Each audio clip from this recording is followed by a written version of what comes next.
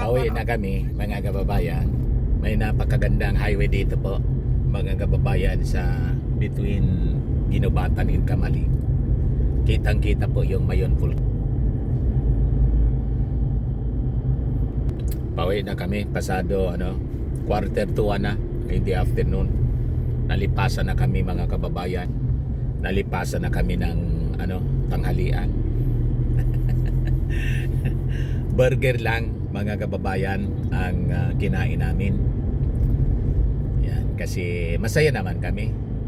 Galing tayo sa relief operation with Kiwanis po, Colossal Fitness Gym Family, Bullseye News on the go. Nagsanib puwersa para makapagbigay ng tulong sa ating mga nasalanta ng baha sa Uwas Albay. So buong municipality ng Uwas, Ligao, Pulangi, Libon, Hubilyar, yun ang mga talagang nalubog sa matinding pagbaha mga kababayan. Kaya yun ang aming pinuntahan. Ngayon pauwi na kami. Yan po, napakaganda ng highway dito po, papuntang Legazpi.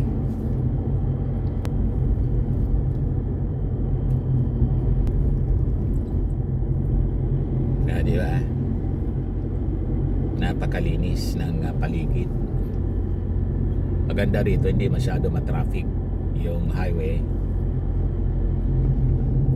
Ito yung daanan papuntang Maynila, pero sa yung papunta ito Legazpi itong nasa harap. Ang pa sa likod yung papuntang Maynila, Naga and Manila. Ang pauwi kasi yung 3rd district po papuntang Maynila yon. Pagbabalik sa Legazpi, ito na po. So napakaganda at maayos na na po. Maganda na yung ating panahon. May konting mga kaulapan pero hindi na po siya umuulan. Kaya nakapaglaban na yung mga tao rito. Nakapagpatuyo na ng mga damit na basang-basa dahil po sa matinding pagbaha po dala ng Katrina. May mga areas na wala pang kuryente. Yun na lang yung inaayos po. Railroad crossing sa Ginobatan. May biyahe na rito yung train. Yung train po nakabalik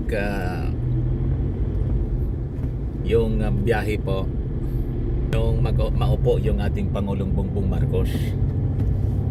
Yan. Noong panahon ng tatay ng dating Pangulong Ferdinand Idralin Marcos, regular yung train. After ng EDSA People Power, nawala yung serbisyo po ng train dito. Ngayon lang siya nagbabalik. Pero wala pang diretsong Maynila, hanggang Naga lang po, Naga Legazpi. Kasi may mga inaayos pa mga kababayan.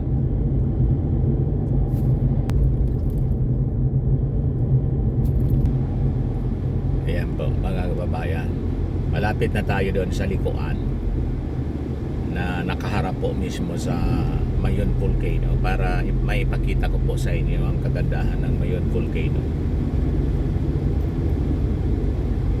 May alternate road kasi po na kinonstruct dito papuntang Mayon Volcano. Malapit na siya. Dito na may mga road repair na ginagawa.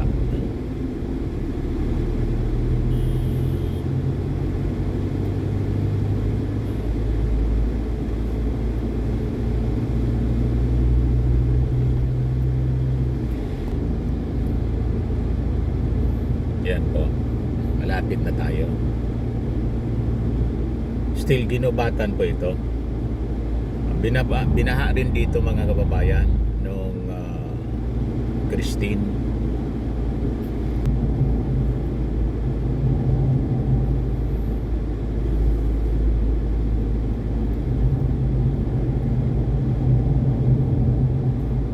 Ito na siya. Liliko kami rito. Shortcut ito para hindi na kami dumaan sa sa sentro ng Camali. Ayan, nakikita ninyo yung kagandahan ng Mayon Volcano. Wow, di ba pa? Kaya lang yung dulo ng yung bunganga ng Mayon po, natatakpan yung dulo, yung summit ng Mayon Volcano. O di ba? Napakaganda po mga kababayan. Sa paligid po, both side rice field siya. Kaya lang hindi na yata tinatamnan. Yan, napakalawak nitong highway mga kababayan. Ikon ko. Yan. Di ba? Napakaganda. Ayos na ayos. Beautiful Mayon Volcano. Pag may mga tourist po from Manila and other provinces, mga local tourists, pati mga foreign tourists po, gustong-gusto nilang dumaan dito po kasi kitang-kita yung kabuuan ng Mayon Volcano. Di ba? The majestic Mayon. Ang ganda niyan kung walang ulap sana sa dulo. Kitang-kita po yung kabuuan ng katawan.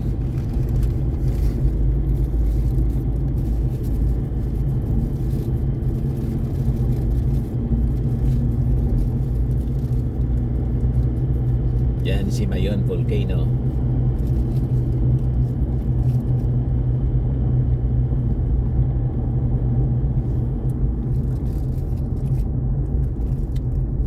Konti lang yung dumadaan dito po na sasakyan.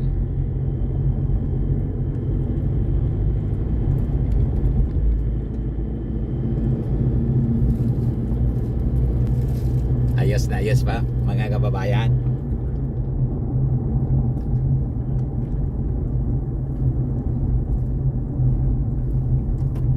Yan, pakita ko sa inyo the majestic Mayon. Ang lapit lang yan sa amin. Nasa I think 10 kilometers away.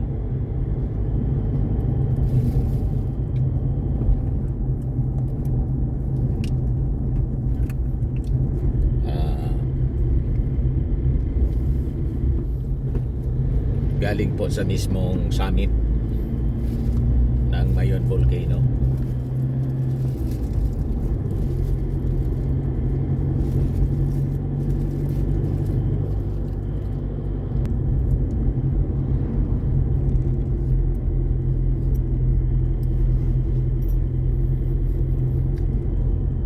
Maputik, siguro dinaanan ng baha galing sa bundok. Maputik po.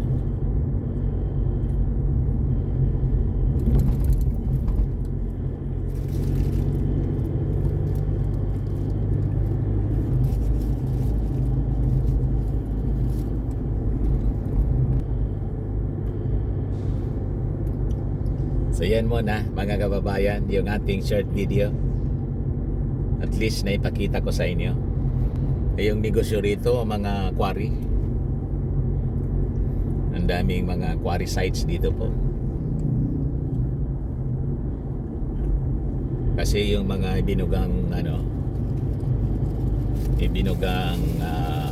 buhangin at mga boulders, may mga rock crusher po dito.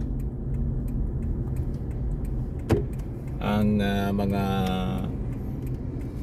gravel and sand business po, ini-export pa, kinakarga sa barko.